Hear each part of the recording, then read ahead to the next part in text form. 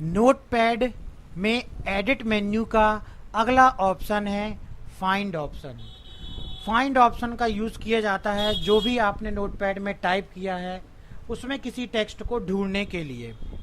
तो इसके लिए फाइंड ऑप्शन को समझने के लिए मान लो हमने एक लिस्ट बनाई, इस लिस्ट में हमने कुछ स्टूडेंट के नेम और कॉन्टैक्ट नंबर को स्टोर करके रखा।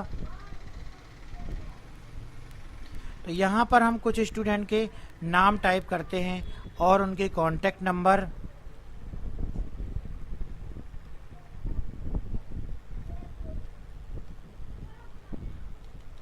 यदि इस प्रकार की लिस्ट हमारी बहुत लंबी लिस्ट है और हम इसमें से इस लिस्ट को और बढ़ाने के लिए मान लो हमने क्या कर लिया, कॉपी पेस्ट कर लिया। ठीक है, समझने के लिए हमने उदाहरण को कॉपी पेस्ट कर लिया। अब हम एडिट मेन्यू में जाते हैं और फाइंड ऑप्शन पर क्लिक करते हैं या कीबोर्ड से शॉर्टकट की कंट्रोल और F को प्रेस करते हैं। तो जैसे ही हम इस ऑप्शन पर क्लिक करेंगे तो ये देखिए फाइंड करने के लिए डायलॉग बॉक्स आपके सामने स्क्रीन पर आ गया। यहाँ पर है फाइंड व्हाट और कर्सर यहाँ पर ब्लिंक कर रहा है।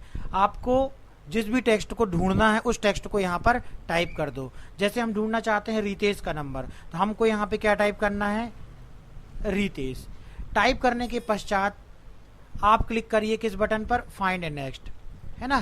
तो पहली चीज तो ये कि कर्सर आपको कहाँ पर रखना है। आपने कर्सर को यहाँ पे क्लिक कर दिया और डायरेक्शन क्या है, डाउन। इसका मतलब वह टेक्स्ट जो रितेश आप ढूंढ रहे हो वो कहाँ ढूंढेगा, नीचे की तरफ ढूंढेगा, क्योंकि कर्सर ऊपर है और आपने क्या डायरेक्शन सेलेक्ट करके रखा है, डाउन। अब आप क्लिक करेंगे फाइंड नेक्स्ट पर तो देखिए जैसे ये रितेश को ढूंढेगा उसको क्या कर देगा, हाईलाइट कर देगा।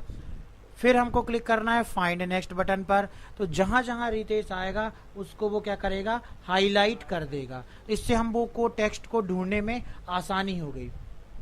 यदि आप इसी प्रकार से नीचे से ऊपर की तरफ टेक्स्ट को ढूंढना चाहते हैं तो कर्सर को नीचे की तरफ लास्ट में क्लिक कर दीजिए और डायरेक्शन क्या दे देते हैं, अप। अब यह नीचे से ऊपर की ओर सर्च करेगा, ये देखिए। तो इस प्रकार से हम डायरेक्शन को सेट करके ऊपर से नीचे या नीचे से ऊपर सर्च कर सकते हैं।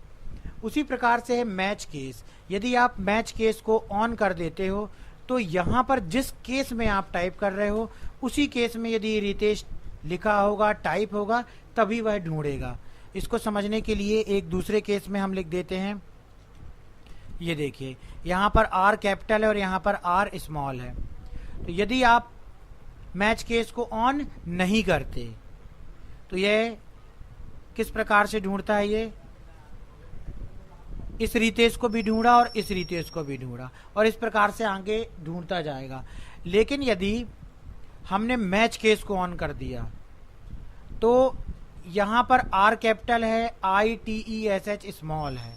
तो जब हम फाइंड नेक्स्ट बटन में क्लिक करेंगे तो ये सेम यहाँ जिस केस में लिखा हुआ है उसी प्रकार के केस में टेक्स्ट को ढूंढेगा और इस प्रकार के केस को स्किप कर देगा। ये देखो आगे आ गया, उसने इसको नहीं ढूंढा। क्यों? क्योंकि यहाँ पर R कैपिटल है, यहाँ पर R स्मॉल है और हमने फाइंड एंड रिप्लेस में क्या ऑप्शन इस्तेमाल करके रखा है, मैच केस को ऑन करके रखा है, इसको चेक करके रखा है। तो यदि आप इस ऑप्शन को चेक करके रखते हो तो यह केस को मैच करके ढूंढता है। तो ये था आपका फाइंड ऑप्शन जिसका यूज किया जाता है किसी टेक्स्ट को ढूंढने के लिए।